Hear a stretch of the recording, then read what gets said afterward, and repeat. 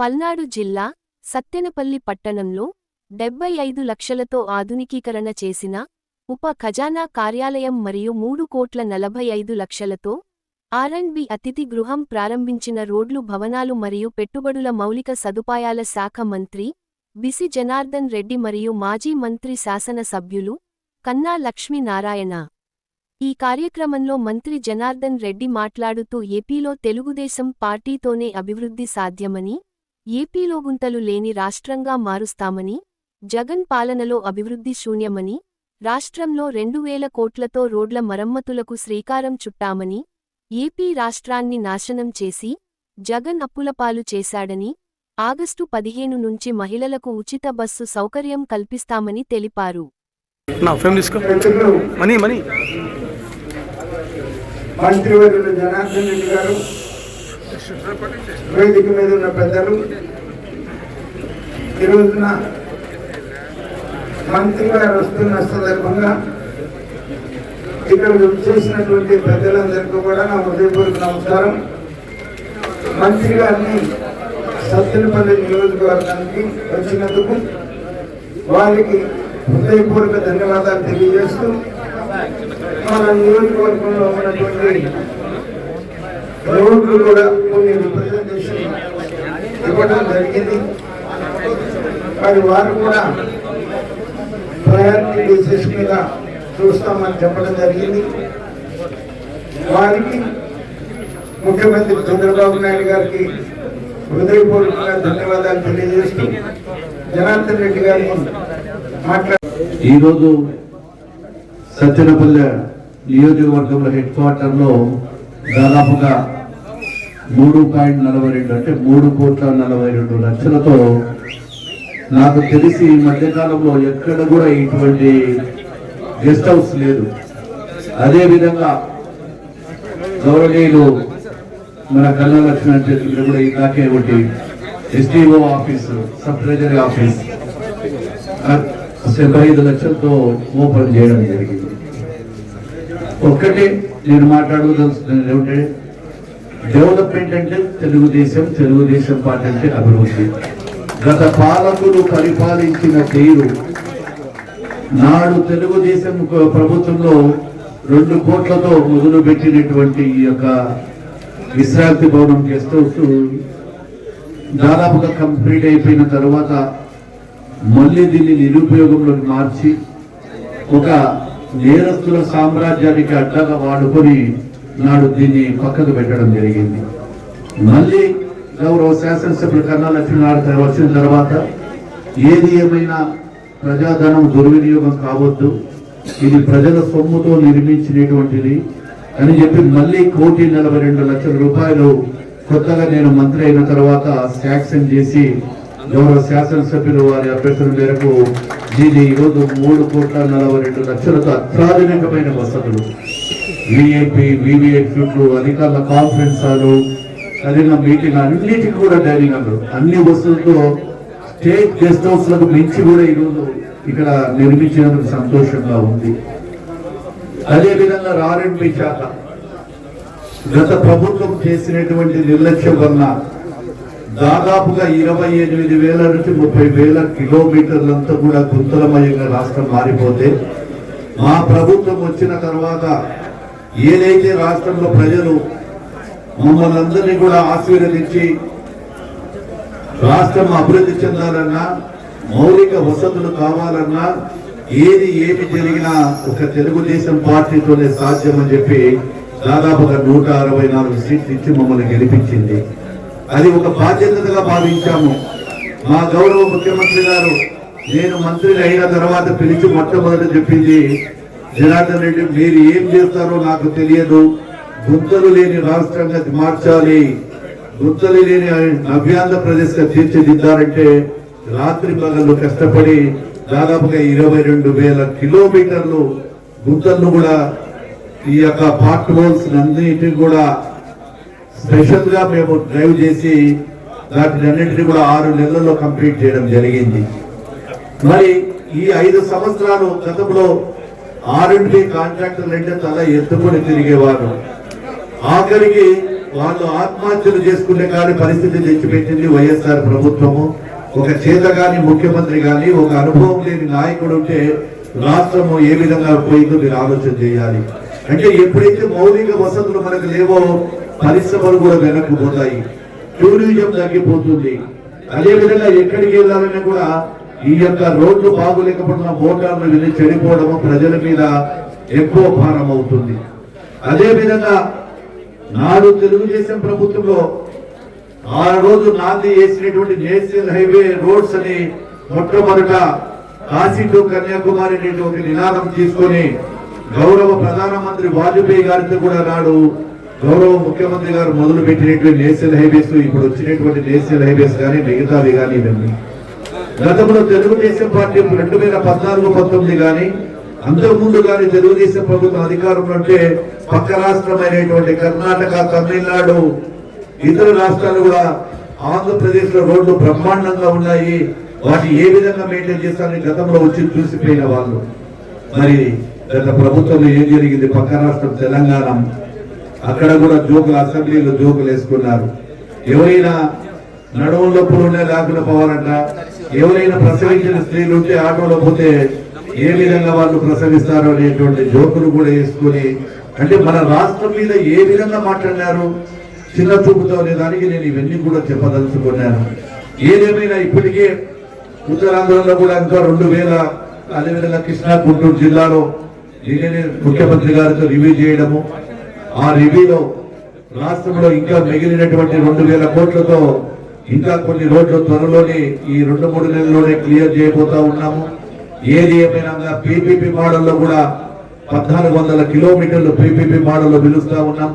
ఎక్కడైనా రాష్ట్రం అంతటా కూడా మోటార్ ఫుల్ వెహికల్స్ చేయాలి అనేటువంటిది ఈ రోజు చేయడం జరుగుతూ ఉంది. ఇది ఒక భాగం. రెండవ భాగానికి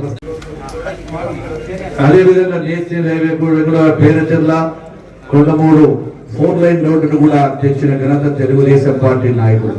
ఇక్కడ పెద్దలు లక్ష్మీనారాయణ గారు నిరంతరము అభివృద్ధి గురించే ఎప్పుడైనా మేము మాట్లాడినా, ఎక్కడైనా అసెంబ్లీలో కానీ ఎక్కడైనా ఎదురైతే మాకు ఏం రోడ్లు ఇస్తున్నారు, మాకు ఇంకా అభివృద్ధి కావాలి చేయాలని, అంటే ఒక సీనియర్ నాయకుడు తన అనుభవము ఎన్నో రాజకీయంలో ఒక నిబంధన కలిగిన నాయకుడు. ఆ రోజు ఈరోజు ప్రజలు ఎక్కడ ఏ నియోజకవర్గంలో నిలబడినా తను ప్రజలు బ్రహ్మరథం పడతారంటే ఆయనకు ఉండేటువంటి ప్రజల పక్కన మక్కువ కావచ్చు, అభివృద్ధి మీద కాంక్ష కావచ్చు, ఒక నిజాయితీ కలిగిన లీడర్ కావచ్చు. అందుకే నేను ఇవన్నీ కూడా ఈ రోజు మా రాష్ట్రం ఆర్థికంగా ఇబ్బందులు ఉన్నప్పటికీ ఏవైతే సూపర్ 6 పథకాలు ఉన్నాయో ఆ పథకాలు కూడా ఖచ్చితంగా అమలు చేస్తా ఉన్నాము. చాలా మంది అంటున్నారు సూపర్ 6 పథకాలు చేయలేకపోతున్నారని. ఈ రోజు వైఎస్ఆర్ పార్టీ నాయకులకు ఛాలెంజ్ చేస్తా ఉన్నాం.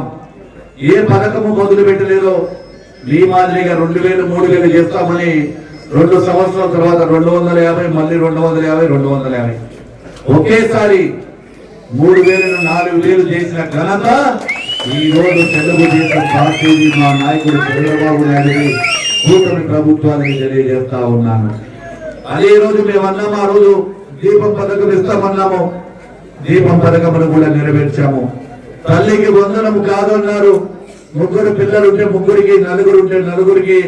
ఈ రోజు ఏ రోడ్డుకి ఎక్కడ పోయినా కానీ కూడా మేము వెళితే ఆ తల్లి కళ్ళల్లో ఆనందం, సార్ మాకు 3 పిల్లలకు పడింది, మా 2కి పడింది, మాకు దీపం పథకం వచ్చింది, మా జేజీకి మా తాతకు 4000 వస్తున్నాయి. 1వ తారీఖు ఉదయమే సచివాలయ సిబ్బంది వచ్చి ₹1 కమిషన్ లేకుండా, ఎవరి రికమెండేషన్ లేకుండా మాకు డబ్బులు వస్తున్నాయి అని చెప్పి ఈ రోజు ప్రజలు చేస్తా ఉంటే ఈ కరడు కట్టిన తీవ్రవాదులు వైఎస్ఆర్ పార్టీ నాయకులు 5 సంవత్సరాలు ప్యాలెస్ లో కూర్చొని ఏ రోజు పల్లెల దగ్గరికి రాని వాళ్ళు ఈ రోజు మళ్ళీ ధర్నాలకు చేస్తామని. ఎందుకు ధర్నాలు చేస్తారు మీరు? దేనికోసం ధర్నాలు చేస్తున్నారు అంటే 3000కు 4000 చేసినందుక, దీపం పథకం ఇచ్చినందుక, తల్లికి వందనంలో ఈ రోజు ఎంతమంది ఉంటే అంతమంది పిల్లలకి ఇచ్చినందుక. రేపు ఆగస్టు 15వ తారీఖున రాష్ట్రంలో ఎక్కడైనా తిరగొచ్చు. ఆడబిడ్డలకు ఏదైతే ఉందో ఉచిత బస్సు సర్వీస్ కూడా ఇస్తా ఉన్నాం.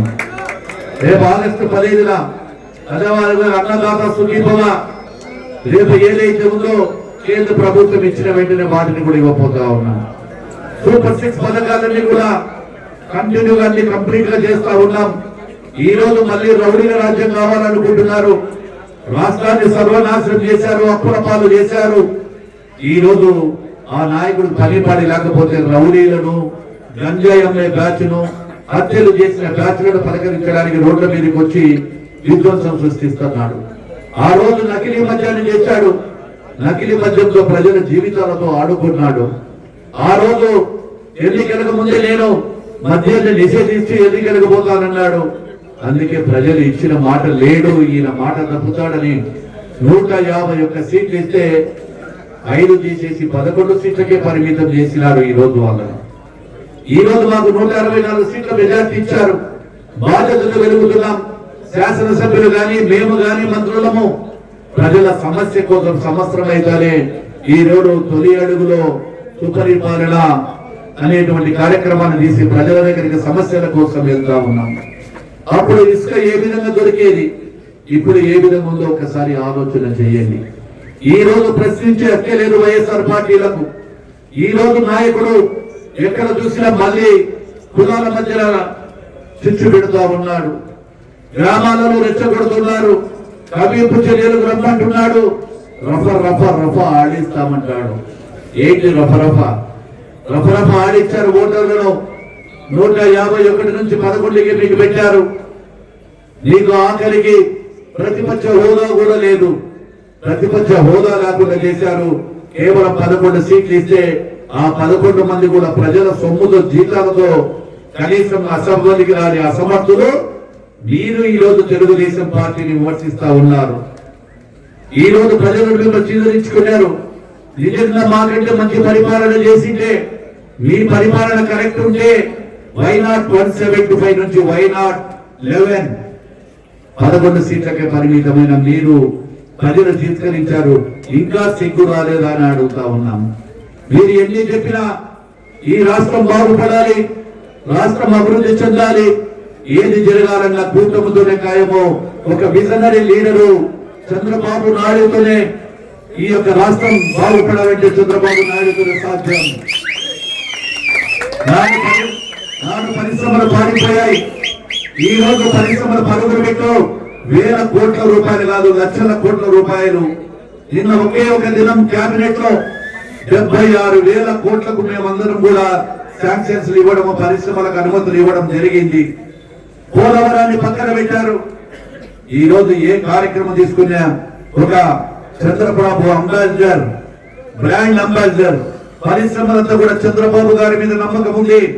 మేము పెట్టుబడులు పెడతాము అని దేశ విదేశాలలో కంపెనీలు సైతం వస్తున్నాయంటే ఆ నాయకుడి అనుభవము, చంద్రబాబు గారు కూడా నాయుడు అనుభవాన్ని మనం అందరం కూడా గుర్తించాలి.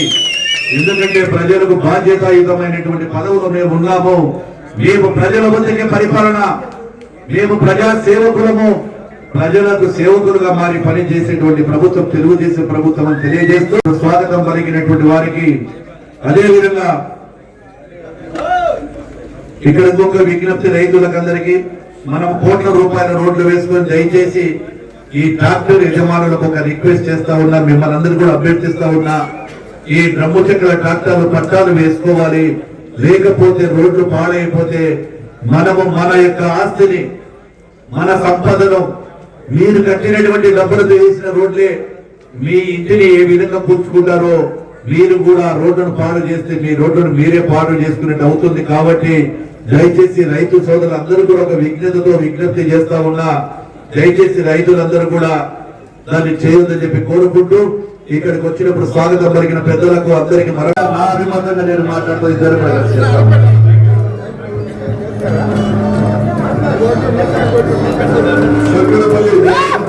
అలాగే